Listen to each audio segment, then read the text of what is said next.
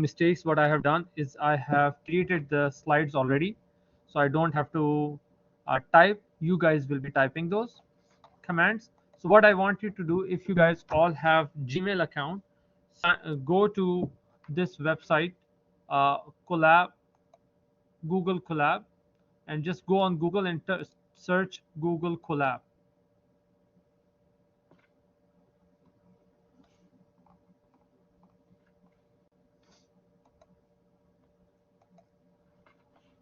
So it is just Google Collab. Go on Google and say collab,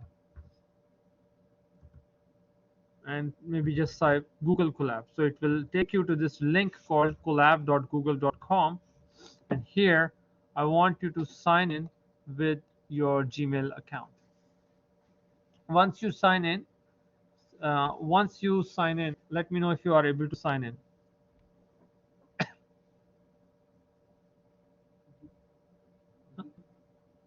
No, don't select GitHub for now. Are you able to sign in and see this screen? Okay, good. Online students as well. So don't go to the GitHub site. Uh,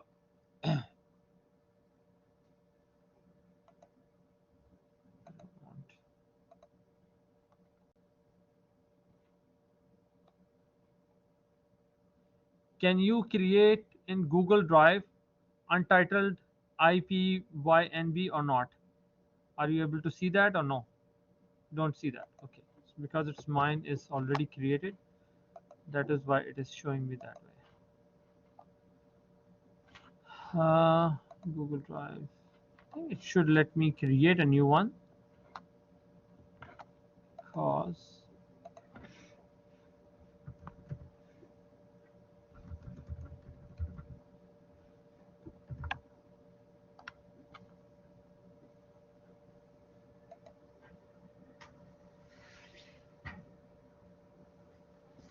yeah. So once you see this on my screen, I can see that. So so the link is collab.research.google.com, right? Are you guys able to see that link, or was it different? And then underneath there in the bottom of the screen where it is loaded, it says cancel, or maybe a new notebook. Create a new notebook. Create a new notebook. I already worked on a couple of notebooks in the past, and as you can see, I have one notebook that I worked on January 7th. So it is like almost a month time that I have done work on it, but I have saved the screenshot of it anyways. So I want you to create a new notebook. Did that. Okay, so let me do that with you guys. I will not be typing it. I'm just doing it for the. So now it opens up this interface here, which is actually very nice of Google that they have created this interface for us. I know when I was doing pandas, which is which is Python pandas, I need to go through the installation process of it. With Google Colab, I don't need to do that because it's available for me online, and I can click on file and save a copy in a drive. I think it automatically saves a copy of for you automatically IP untitled.ipynb for you. Anyways, as you start typing something in it, it will automatically be saved there as well. But if you want to give it a meaningful name, you can always save it as a copy in a drive or a GitHub or wherever you want to. Okay, so as you see in Google Colab, Colab is a platform on Google Colab is a data science platform where you can type your command and see the results instantly. So as you can see, as soon as you have a play button here. So play button means if you type something, it will automatically run on the go. All changes will be saved here, and there's a lot of things in the other menus. I will not be going into those menus as such, uh, but most part you will be typing a command and then you will be playing it. Okay, on my end I will go here in my chapter here. As you see, I have worked on this. As you see, I have worked on this, but here it looks like a in, but over there uh, it looks like a play button. So that's not a problem. For you, it will show as a play button. Over here, in my end, it is showing it as a in, which is not a big problem here. It is just like we are learning.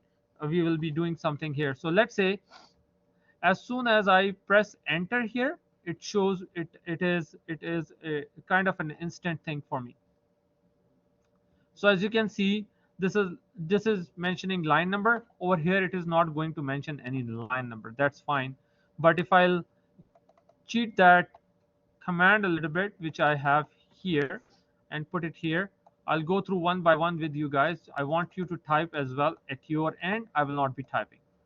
So if I go on my end and I'll say if I need to write line number 26, I don't worry about whatever is on this side of the things. I will not worry about.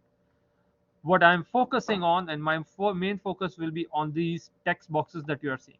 So if I'll type my underscore list is equals to 1 comma 2 comma 3. So now if I'll do a play button, it actually creates this variable for me, as long as it is just working on it. That's fine. So this, as soon as it is done, it will show you that this command is successfully ran.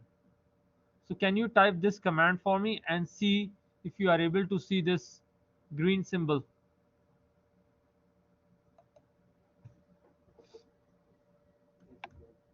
Yeah. So if when you do this, the other thing that you can do is, so let me just expand it a little bit. Uh, if I want to go to the next line that I want to create, I think it was shift enter. So once the good part is, I think I remember the shortcut key rather than the, oh yeah, I can go here and click code, and it will take me to the next line. So I can start adding lines by lines and by lines by lines, right? No problem. I can add lines here, and I can get rid of the lines as well if I want to.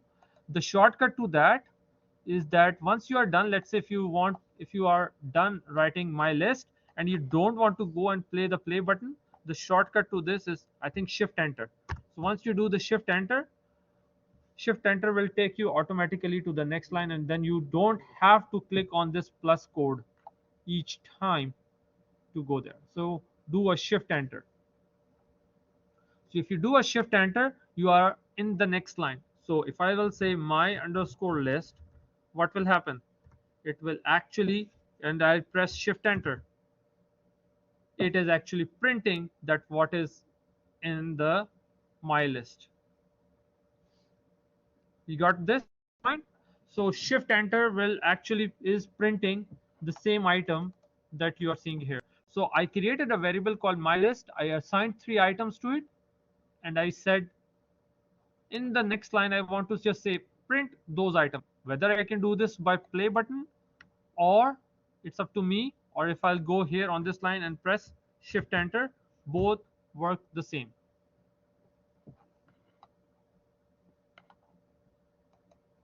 Anybody having issues so far? Because I'm going very nice and slow here. So this is just a normal array in Python, my list, and you created 3 items in it. When you went on to the next line and you just say print my items, what is in the my list, and you press shift enter, it showed you, hey, I see that you have these items in this. So you might not be looking at the same thing, but this items will almost every time will be the same, which I am explaining in the slides. So on Google Colab you can run same commands that for which I have created the slides. So NumPy array, this is just a normal Python array. So how we can create a NumPy array? For NumPy array, so it's what the coming back to what is NumPy array. So let's go back and have a sneak peek on the NumPy array documentation, which I was showing you at the start of the Just a very basic example of what is NumPy array.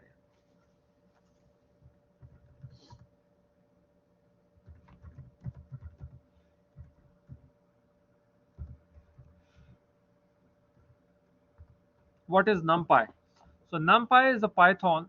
If I'll go to W3 School, what it says, NumPy is a Python library used for working with arrays. It also has a function for working in the domain of linear algebra, Fourier transformation, and matrices. We will be working on matrices. So it is not just an ordinary array, but it can convert any array into a NumPy array, and you can do all sorts of mathematical operations. So this is a kind of a mathematical intensive parts that we will be doing now. We'll not be creating as such a walking game or something like that, but this is a kind of a helpful in the data science side of things.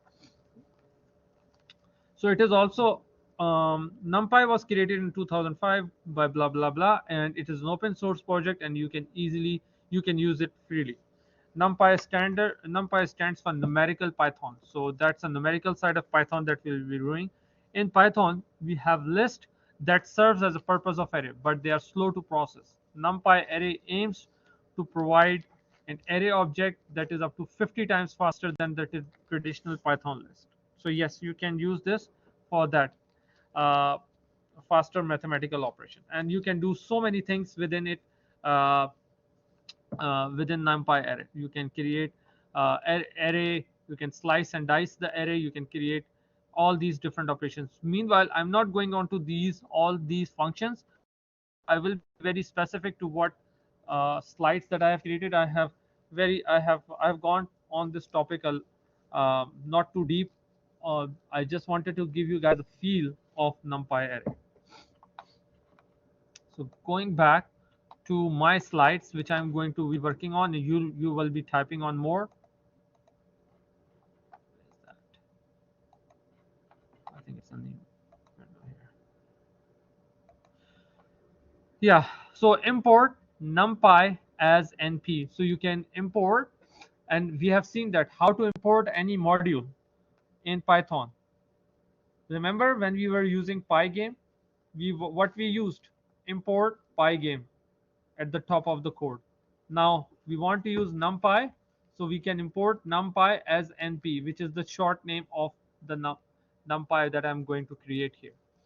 So on Google, automatically my NumPy library will be imported in a variable called NP. So whatever operations that I have available in NumPy will be available in the variable called NP. So I started with a normal array in Python, and I said, now, hey Python, I know you already have an array with the name mylist. I want to create a new array. I want to transform this array which you have in mylist. I want to transform it into a NumPy array. So how I can do that? Easy enough. I can say np.array mylist. So np.array method, what does that do? It converts the Python's array into a NumPy array. So I don't have to do any uh, fancy stuff. Just one command, and I can convert an array into a NumPy array. So I can do so many things with it. Once it's converted into a NumPy array, what operations I can do? I will be asking questions in exam from this topic, definitely.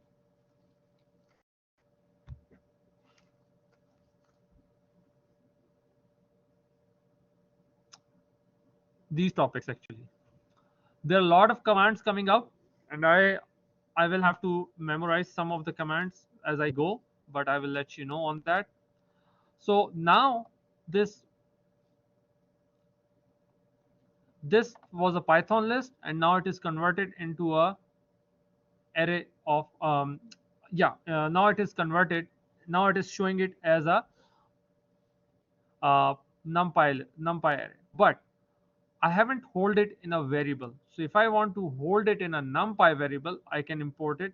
I can hold it as in a NumPy array. So whatever, it will be converted into a NumPy array and will be hold into a variable called ARR, or array of NumPy.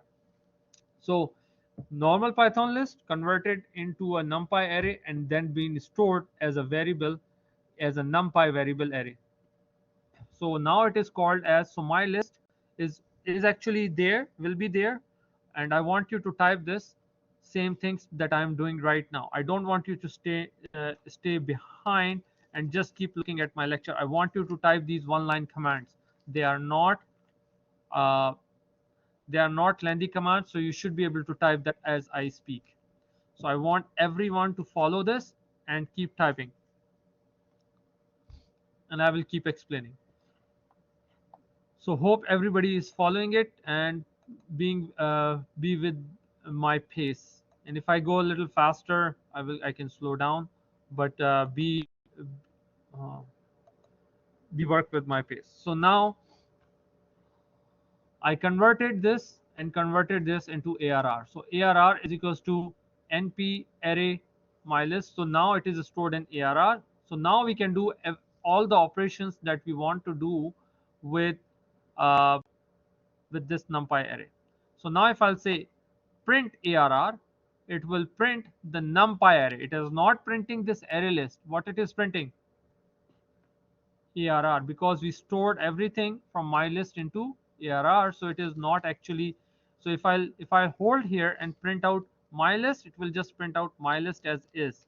But if I'll say ARR, it is actually printing or representing the NumPy array that I'm printing on the screen.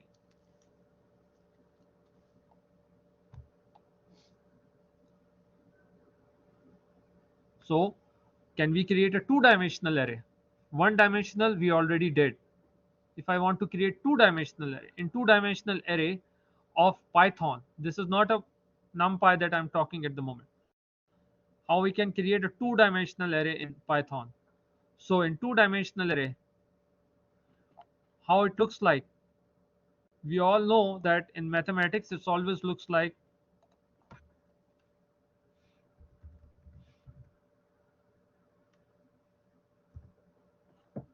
this. It will be easier for me.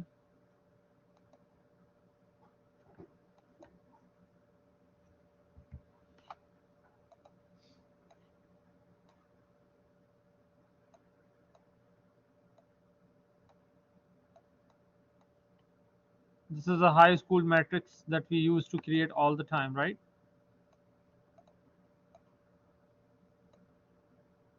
Two-dimensional or two-dimensional array.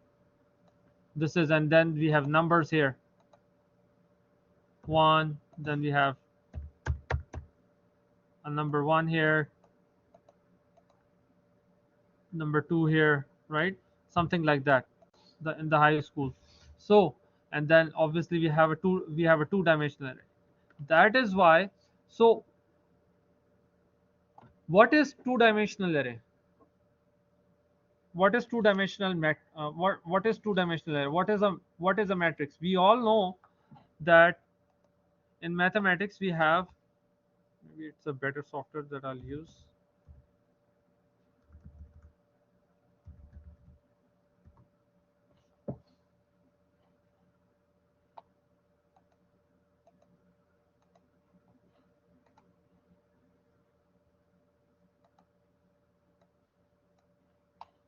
Okay.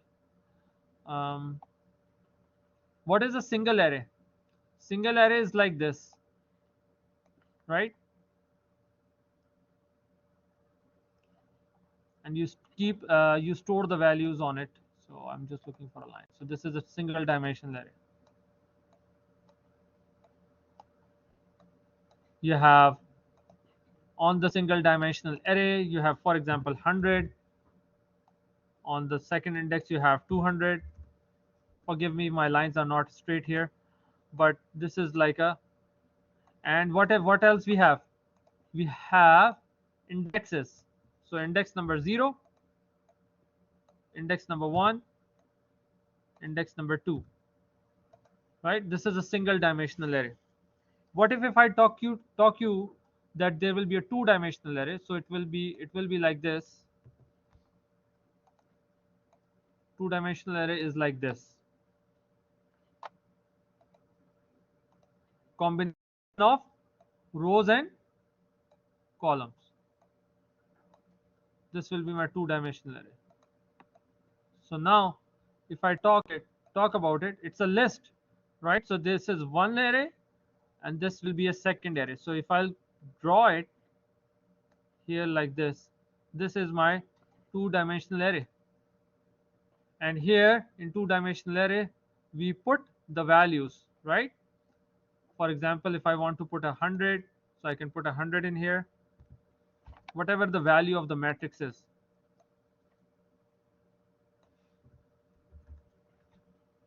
And dot dot dot, I'm not going to fill out the whole thing, but you all have an idea what is a two dimensional array now.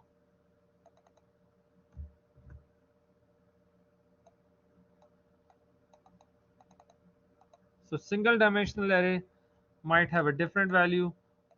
Two dimensional array it has just one list, but matrices is a list of a list, right? So in mathematics, what it is, matrix is a list of a list, and that's what is essentially is. List is list number 1, list number 2, list number 3. It's a complete list of a whole list.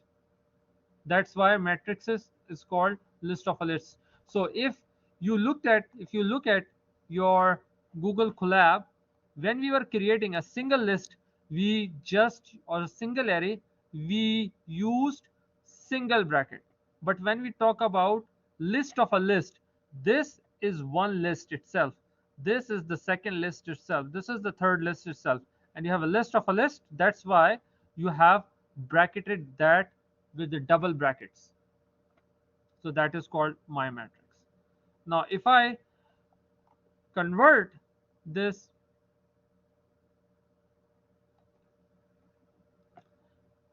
there will be some repetition here, but keep an eye on this part that I now if I'll say I want to print out my matrix, which is actually just the Python list, that is fine.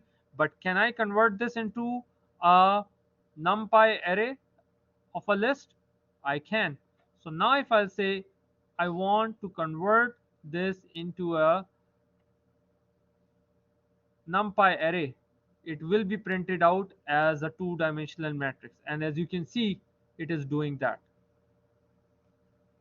So those lines that I have gone through, don't go over those. Just keep and focus of the addition of the new lines that you are seeing here, because I just took a screenshot very, I went crazy on taking this screenshot. But this double bracket is showing that it's a two-dimensional array. And it's a list of a list. So this itself is one array, this itself is second array, and this itself is a third array. Or you can see it this way as well. 1 2 3 is a list, 4 5 6 is a list, and 7 8 9. I think this is a better way to read it. So 1 2 3 is a list itself, this is the first array, this is the second array, this is the third array, instead of looking at vertically.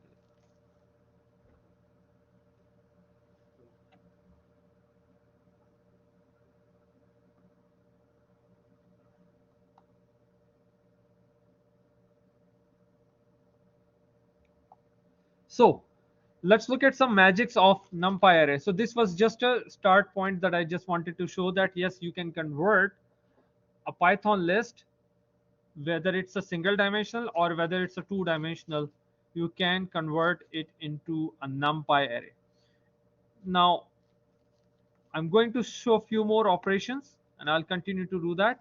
So np.arrange, if I want to quickly create an array of numbers starting from 0 ending at less than 10, how can I create the array? np.arrange, but it's not double R, it's single R. Okay, so if I'll say np.arrange 0 to 10, it printed out and it quickly created a NumPy array for me from 0 to 9. So now how many items are there? 10 items are there, but because you started with 0, you end up at 9. So this is a very important part that you need to understand, because this could be an exam question.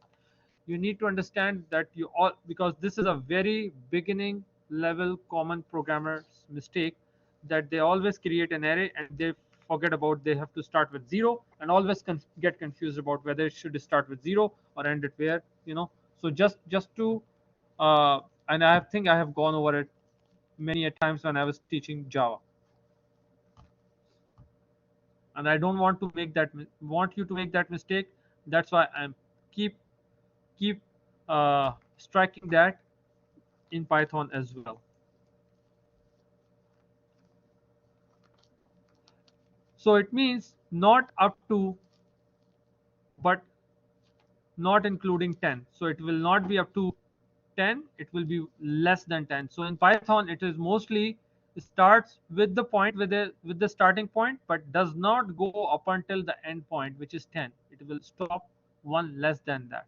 And that's a good exam question, because I might give you a multiple choice here, saying that what will be the output of this.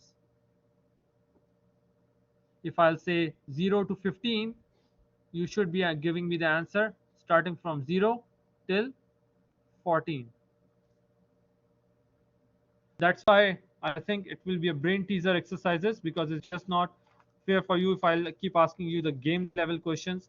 I will ask your exercise your brain as well, so that you can be able to answer those things if you keep that in mind.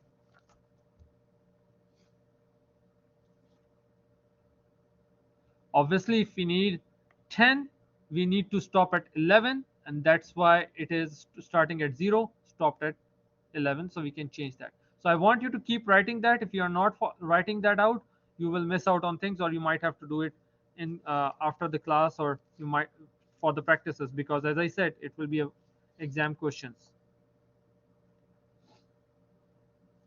If I want to create an array in NumPy with one line, that's what it is good about, that you don't have to write crazy Java code or crazy Python code. Here you want to create an array with a np.arrange method, which is a range, which is means array range. It is not arrange in English, it is array range, that you want to start with 0, but you want to stop one less than 11, and you want to hop two numbers. So you start with 0, then you hop two numbers, which is 2, then you hop two numbers 4, then you hop 6, 8, and 10. Why it will not print 11? Because first of all it is uh, starting with 0. We know that it will be always be less than 11, that is for sure, and we are hopping two numbers, so that's why it stopped at 10. So if you want, change it to 3 and see whether it is printing the odd numbers or not. So instead of np.arrange 0 11 comma 3, see what's the output is, and you know how to do the output. Change the number, shift enter, and you will see the output right away. Now, and I want you to reply me back on that if you are able to follow those things. So I will give you dynamic instruction right there at that time, that what I want you to do, and you should be able to do that during your session on that. So Google Colab, don't take it lightly.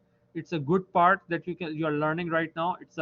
It could be starting for your data science journey as well.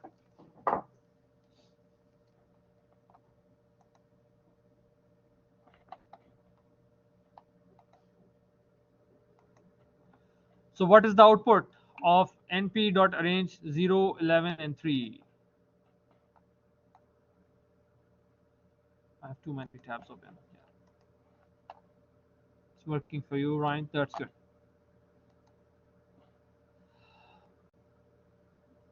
Next, if I want to create arrays of zeros, I can create array of zeros, and how many I want, how many zeros I want. Np.zeros 3, np.zeros 5. So that's an exam question or quiz question. Little itsy bitsy parts that you need to remember. Np.zeros, what it does, it creates an array of all zeros. without you having to type anything or code anything. Just one line code did it for you. So the beauty of it is that you don't have to you have to write 10 lines of code to achieve this task. You have it right there in NumPy array. At the moment, keep in mind, when we are running the command as np.zeros3, it is not getting assigned into any variable. But when we say arr is equals to np.zeros, then it is actually getting assigned into an array. Next, np0 5 by 5. What do you think? It created 5 by 5 array of zeros. And we know in matrices, any array with, whether it's a single dimensional array or whether it's a two dimensional array, if it has zeros in it, it is considered as this whole part of it is zero. So yes, you can create NumPy array of zeros.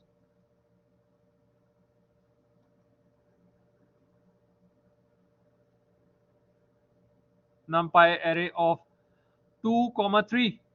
So 2 rows, 3 columns. So first number is row, second number is column. And I will test you on this, what kind of brackets you will be seeing, whether it's a square bracket when you are putting it out there, right?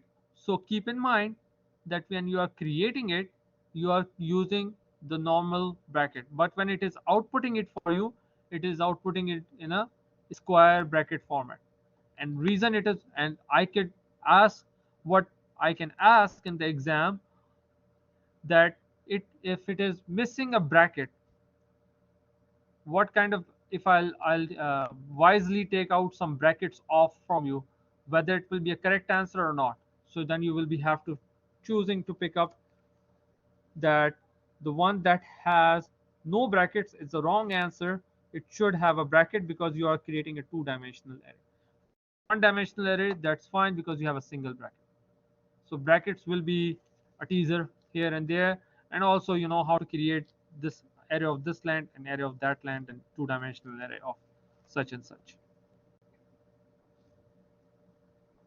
Moving on to the next things, array of ones. We can create the array of ones here as well. So not too many functions like this. This is just a couple of functions like this. One function is called zeros that can create an array of zeros. There is a function called ones that create array of ones. There is no function called twos or threes or fours. I hope so. There is nothing like that, but there is just zeros and ones. So if I'll say np.ones with the brackets like this, it will print a single dimensional array of ones in NumPy. If I'll say 4 by 4, what will do? It will be a two-dimensional array of ones, 4 by 4. So it will be 4 and 4. Keep in mind, you should not, when you are giving the dimensions 4 by 4, it will actually be printing ones of fours. It will not be ending at 3 because in here in arrange it was ending at less than that, but in zeros and 1 it is not ending less. It is actually printing as many as you have requested it to.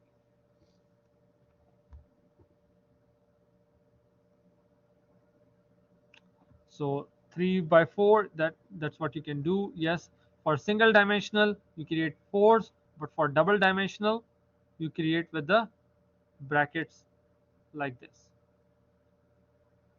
and then it will be printed as is on the screen.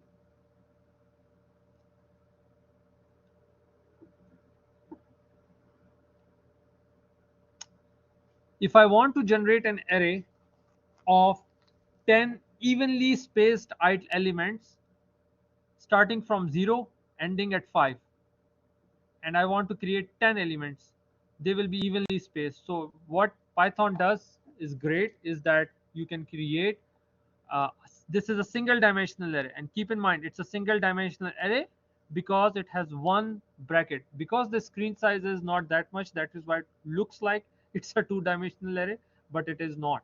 It is a single dimensional array with the evenly spaced elements. So if I want to distribute between 0 and 5 and create 10 elements, 10 not random, it is not a random, it is evenly spaced elements. So 0, 0.55, then you will double that, will take you to 1.11, and by the time you will reach 5, when you sum it, there will be 10 items. So if I will ask you to create 10 evenly spaced elements between number from 0 to 10, what it will do? So change those numbers and give me the answer. So in the exam, you might be going on Google Colab and putting that into practice, what I'm asking in verbal or written text. You might need to write this command. So what I'm asking is 10 evenly spaced elements between 0 to 10. So if you know the command, you will be right there. So if I'll go Google Colab right now on my screen,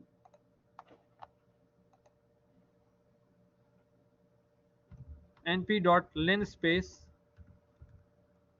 I want to create between 0 and 10, I want to create 10 elements evenly spaced. Maybe I have a, oh, because I haven't, good. Look at this. I haven't imported the Python library because I was mostly showing the showing you the slides, but I forgot to do this. Import NumPy as NP.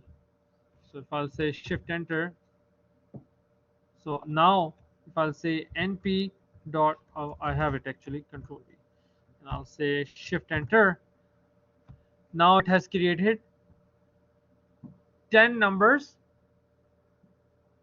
evenly spaced between 0 and 10. If I'll say, if I want to generate numbers between 1 and 10 with 10 space, I think this will be a number 1, 2, 3, 4, 5, 6, 7, 8, 9, 10, because I started with 0 and I was asking at 10, so that's why it was coming out to be that. But if between 1 and 10, we always feel comfortable zone in our brain when we start with 1 and end at 10. But keep in mind, in arrays and NumPy's arrays, it doesn't work like that. So that was going from 0 to 10, meaning starting from 0 ending at 10. It was ending at 10, it was not stopping one less than 10. That is why you were seeing 0 and 1.1, 1.11 and 1. But this is a very easy way to create an array of 10 numbers in NumPy.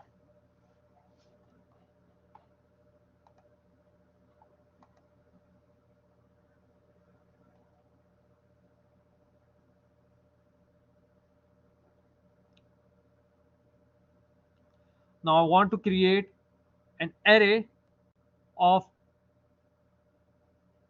5 random number, one dimensional array of a random number between 0 and 1. So np.random.rand, it will generate one dimensional array of random numbers between 0 and 1, and you can see that it hasn't gone out of the boundary of 1. What if I want to generate random number between 1 and 5? That's a different topic, we'll go and look at that. But this is generating the random number between 0 and 1, because we haven't mentioned any starting range or ending range, so it will generate the random number between numbers between 0 and 1.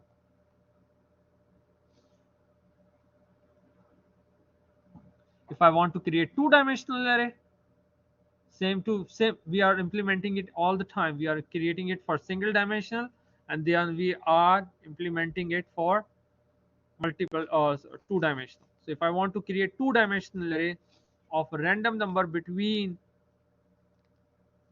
uh, 0 and 1 and of 5 by 5 matrix, I can do that.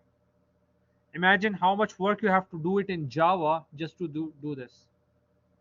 It is just doing for you right like this in the blink of the fire. So It does magics for you with NumPy array in. So that's why I kind of like it, because the mathematical randomization of the game is still there, and you are able to generate numbers right there.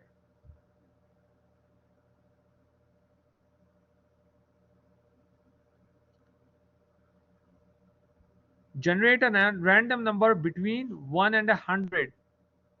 So there's a little bit of difference. When you say 5 by 5, it is creating a matrix for you.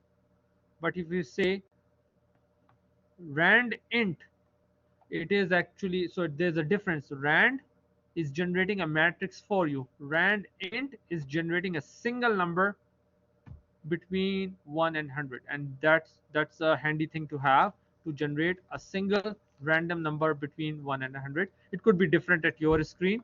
For me it was 60. Shift enter. Each time you are doing your operation, shift enter, and the thing is, you are seeing your result right away. And if you make mistakes, you can just go one line up, fix that up, and then go down. But things will not be like that when you will be doing the data science part of you might be writing a bit of piece of code in here to do that, but for now it's calm that we are just doing. Okay, so what does rand and does?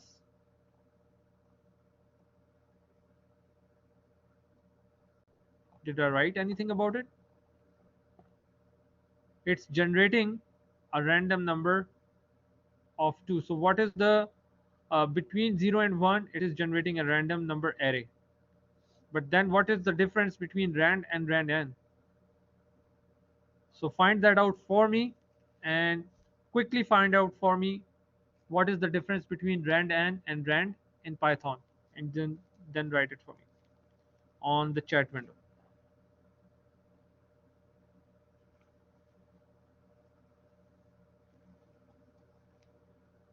So all the commands you are doing, after I finish this chapter slide, I will be asking a couple of questions and as a practice, and then you will be giving me the answers from all the commands. You might have to scroll up and see what command does what command does what, and then give me the answer on that.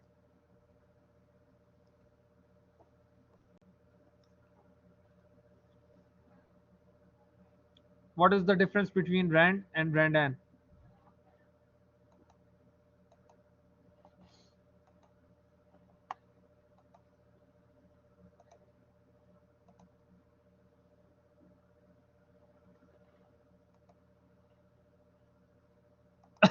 So first thing I will do is Google, my friend. NumPy rand versus rand n. I'll just read that out, what the people are saying about it.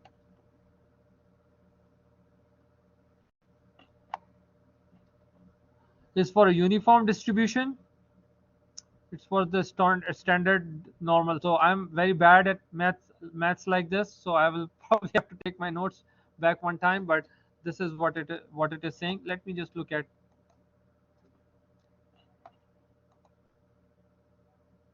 Randn generates a sample from normal distribution, and NumPy rands from a uniform distribution. Okay, so uniformly spaced versus normal distribution. So that's like a mathematics to go, sample from normal distribution. Okay, so that takes me to the question: what is normal distribution and what is uniform distribution? Those who are good in maths, please explain to me.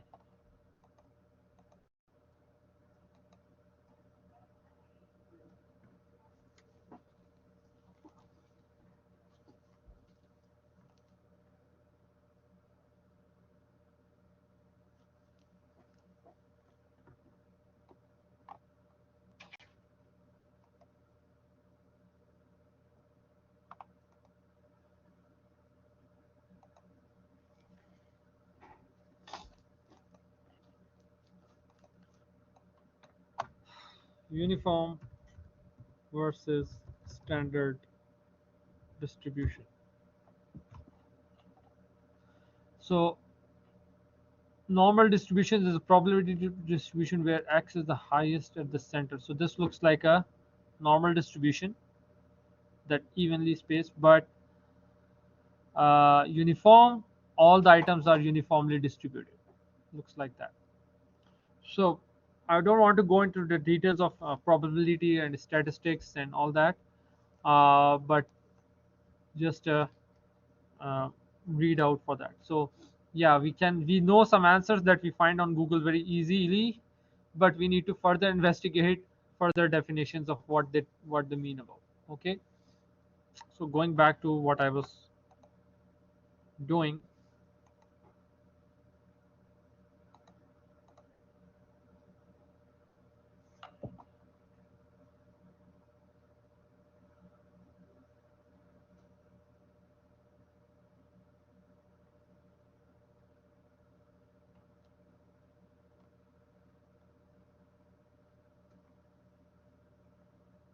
So rand and rand n.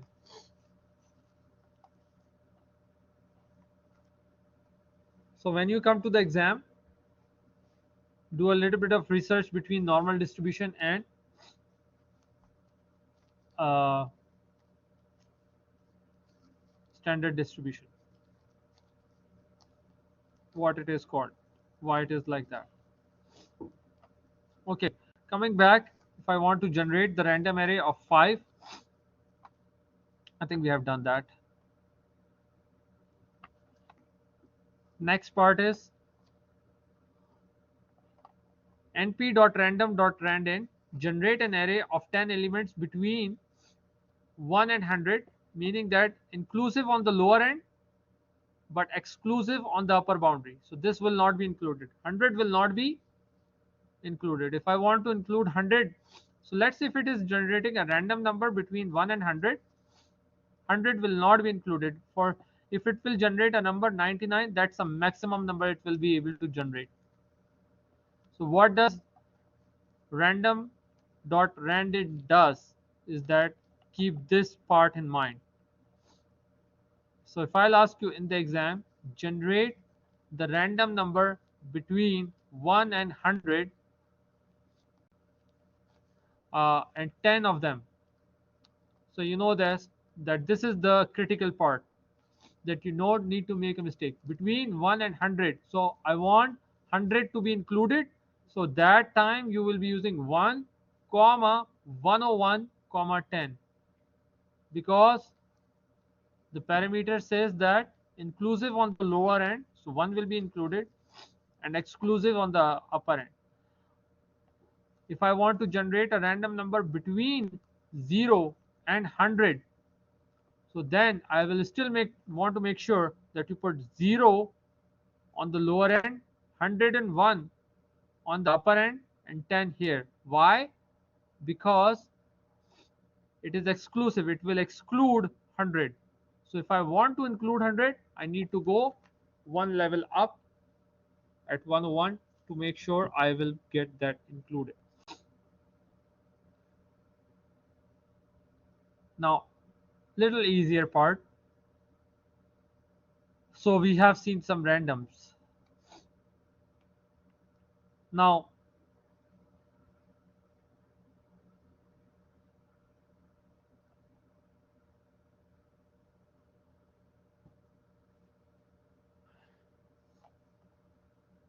I want to generate an array of numbers,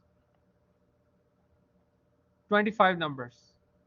So it will start automatically. So remember, arrange, we saw that in the start of this lecture.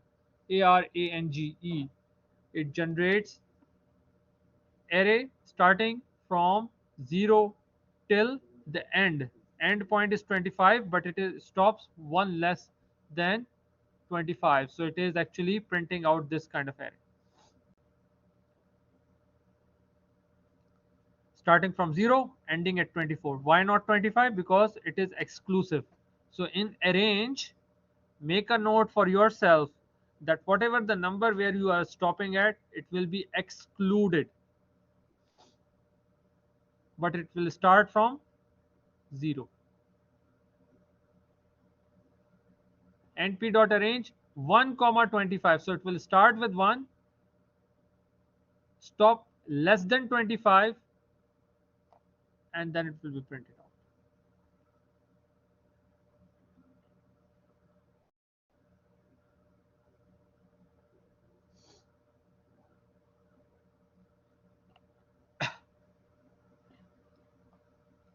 Ten random numbers between 0 and 50.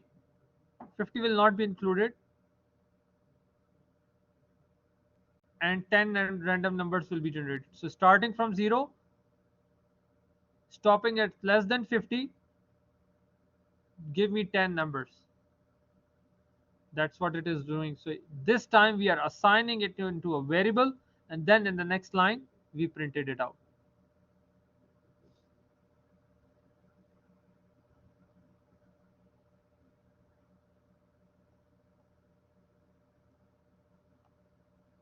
Now here comes the handy stuff.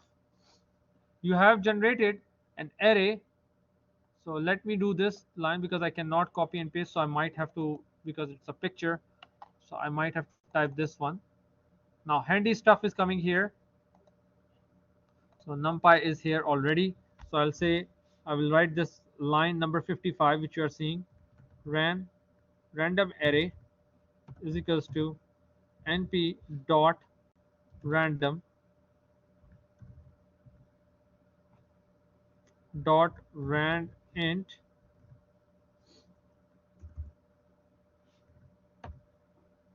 and then you'll say that 0 comma 50 comma 10. If I'll play this out, ran arr has a value. If I'll say print ran arr, print it out for me, it has generated this array for me. My numbers might be different than what is actually printed out on the screen at that time. So coming back to look at this, so we can refer to so it's not that if we have not used arr here, we cannot refer it back. If you look at arr, I have already created arr here. So how I created arr? Look at this, and arr is equals to np.arrange 25. So let's create that. I'll do that with you guys just for explanation. Arr is equals to, and I can override that line, but that doesn't mean that that variable ran arr is deleted from the memory. No, it is not deleted from the memory. It is still be there. So if I'll say arr is equals to np dot arrange 25, and I'll say play. So arr is created. So now it is created, but it's not printed on the screen. That's fine. So if I'll go here and I'll say arr and I'll say print it for me, it is actually printed for me. If I'll say ran arr, it's not gone and dusted. It is still in the memory. If I'll play it, it is going to be printing out that same random number. So it doesn't mean that you move to the next line, it keeps forgetting what you have done in the past. If the variable is created in the memory, it is staying in that memory.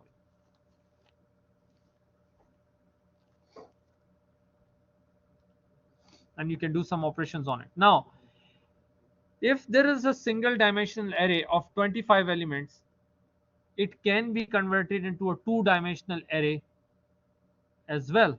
So I know I have 5 elements here, 5 elements here, 5 elements here, and these are 5 elements. So I can reshape this single dimensional array of arr into two-dimensional array by just typing arr dot reshape. So again, exam question, how we can convert a single dimensional array into a two-dimensional array in NumPy. So if I'll say make me a matrix of 5 by 5 and actually show it to me. So tell me now, is doing this will override the existing data of arr, or it will just show me the one-time output of that? it will be a one-time output of that, because if I do this, and our programming part still applies, that if I want to shape and reshape it into 5 by 5 and then assign it to ARR, then actual ARR or array will be replaced, or that value of the array of the variable will be replaced. But if I just leave it like this and just print it out just for giggles, and I want to see, it is printed out. But if I, in the next line, in the very next line, I'll say show me ARR, which I'm going to do now. So that is printed, and I'll say ARR. Will it be printed like this, or will it be printed like this? It will be printed like the one above. The how we created it will still be intact. But if I would have gone on and said this way, ARR is equals to ARR dot reshape 5 by 5, and do this, and now ARR is replaced, but I haven't printed it out. So if I'll say, hey, can you just print out ARR for me? And now it is actually reshaped, reassigned, and then it is printed.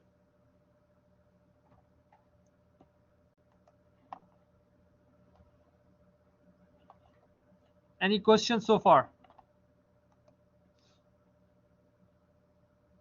So it is like an HTML. What you see is what you get. You're doing one thing, you are looking at the output right away.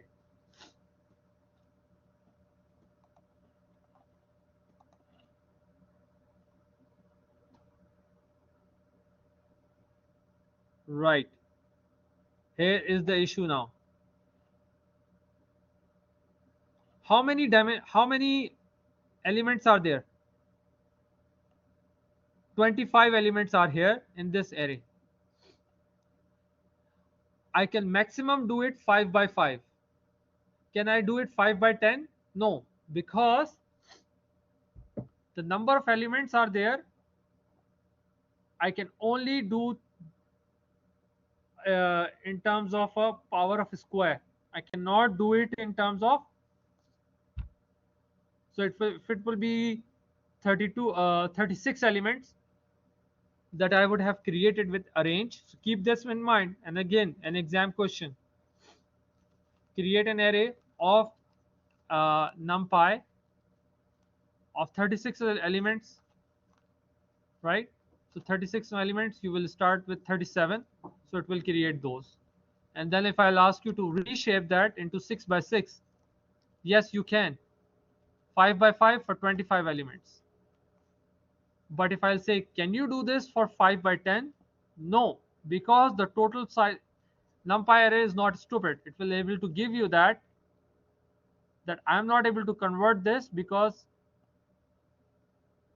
I cannot reshape it. Shape has to be a complete square box of 5 by 5 or 6 by 6 or 4 by 4 or 3 by 3. So now you can see that. And now using a function in this ran ARR that we did here, again it's a little jumping between ARR and ran ARR, but look at this ran ARR. It has how many elements? 10 elements. The maximum number of the maximum number present at index number 0, 1, 2, 3. What is that? 49. If I want to say, can you show me what is the maximum number in that array? I would have to write a whole program in Java, in Python probably, but in NumPy, just say, give me the number, the maximum number in that list. It will give you that. The minimum number. I'm coming down to the close of this. Argmax. Argmax meaning give me the index number of that element where the maximum number is actually available. So 0, 1, 2, 3. Starting from 0, it says that your maximum number is available at index number 3.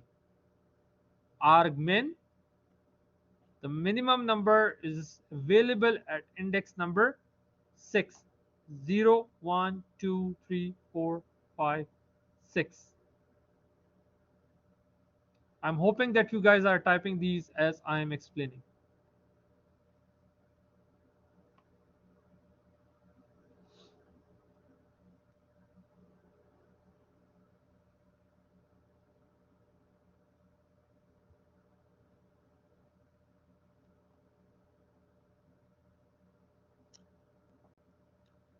arr.data type, it will give you the data type of that uh, array. Obviously it is an integer array, so at the moment it is giving me the integer. It could be a string or it could be some other way as well, but I think I should stop here. Now I'll give you some teasers. Go through these, take 5 minutes. I will take 5 minutes to create questions, then you will give me some answers in the in class exercise. It's not that it's an assignment, but as I mentioned, there is no assignment or practice task for this. Do we have any? No, we don't have any practice task, but don't take it lightly. We don't have a practice task for this NumPy array, but it will be coming in the exam.